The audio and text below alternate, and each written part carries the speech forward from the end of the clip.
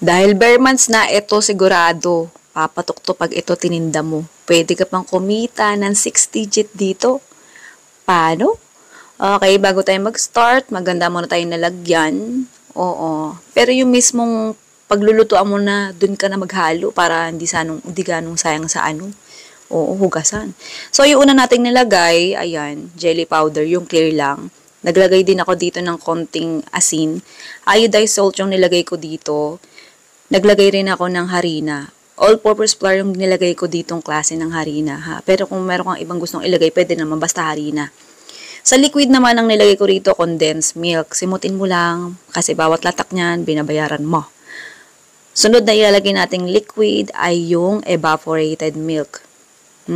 Kahit hindi malamig, kahit warm lang, carry na yan. Naglagay din ako dito ng vanilla essence. Optional lang.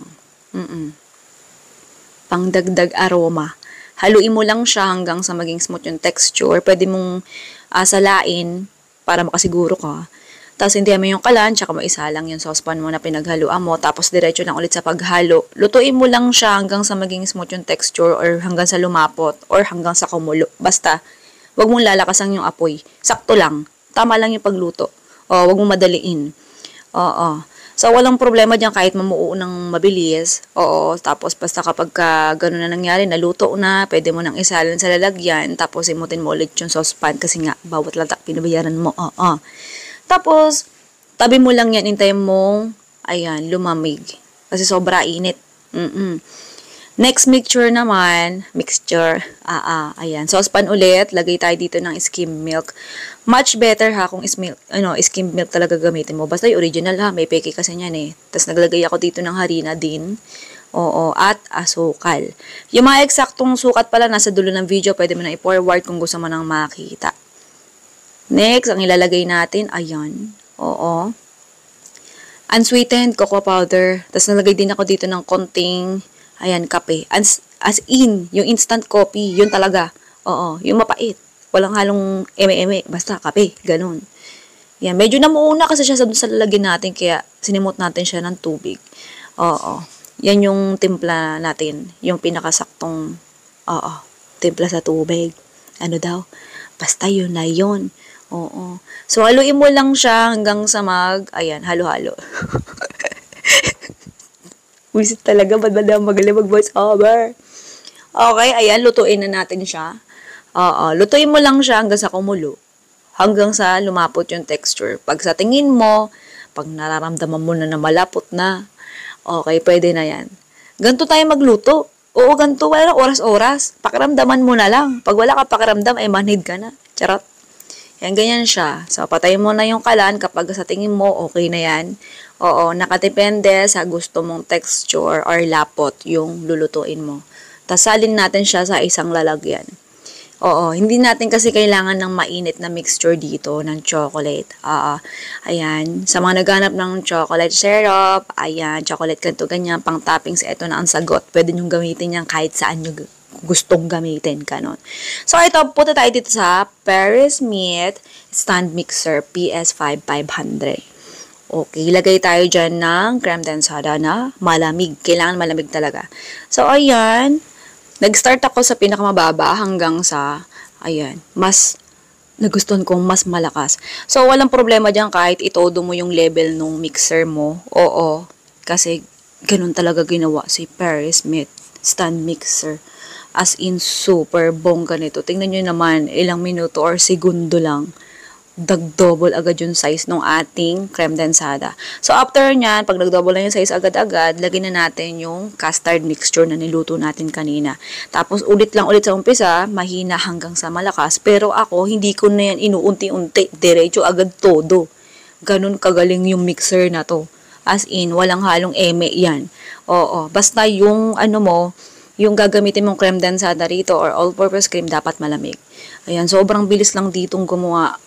Promise. Oo, kahit sobrang tagal nung recipe na gagawin mo, dito mapapadali ang buhay mo. Oo.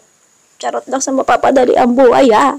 Okay, so nakapaganda na tayo ng square container. Ilalagay ko na lang yung link kung saan mabibili yung mga ginamit natin dito. Lalo na yung Paris Smith stand mixer natin kung bet mo rin na gumamit nun at mapadali ang buhay mo. Nandiyan yung link sa baba. Okay? So, ayan, first layer natin yung ginawa nating mixture.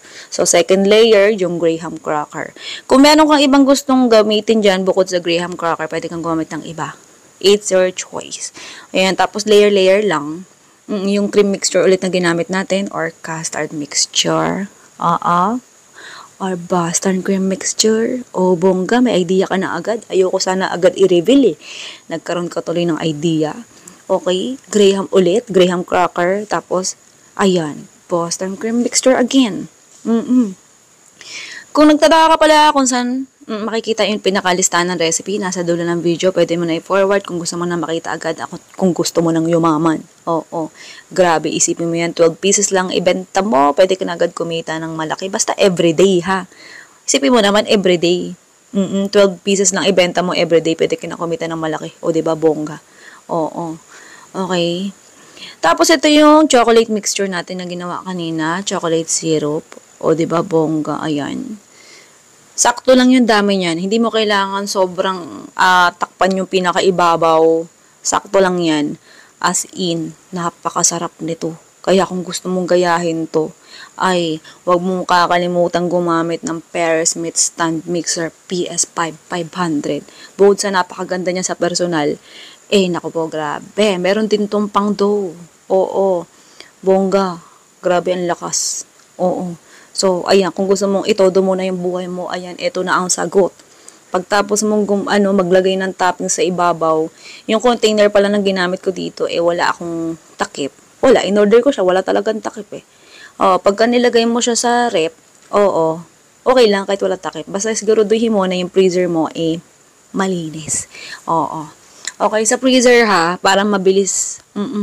Mas mabilis siya. Sa akin kasi, dito sa rep namin, 2 hours lang ang iintay mo. Pwede mo na agad lantakan yan. Pwede mo na agad ibenta. Oo. Depende kasi sa freezer or rep na gagamitin mo. Mas okay kung freezer ha kaysa chiller. So, ayan, lantakan na. Tingnan nyo naman kung gaano kaganda. Super smooth. Yung nakita nyong mixture ng custard natin, tingnan nyo naman kung gaano ka-smooth niya ginawa yan. O, diba, bongga? Ito yung lista ng recipe at costing natin. Ang pangalan ng recipe natin, eggless, no-bake Boston cream cake. Walang itlog to, no-bake din. Para sa mga walang oven, para sa mga bawal sa itlog, ito na ang sagot. Pagtapos itong listahan ng recipe natin, nandiyan na yung listahan ng costing para magkaroon ka ng idea kung magkano mo to dapat itinda. Oo. Okay, para kumita ka ng 6 digit. Kung tutuusin, 12 pieces lang ibenta mo kada araw nito, pwede mo nakitain yun eh. Oo, nasa sipag lang. Pwedeng higit pa rin yung pwede mong kitain. O, diba, bongga? Okay, sige na, goodbye, good luck. Love you.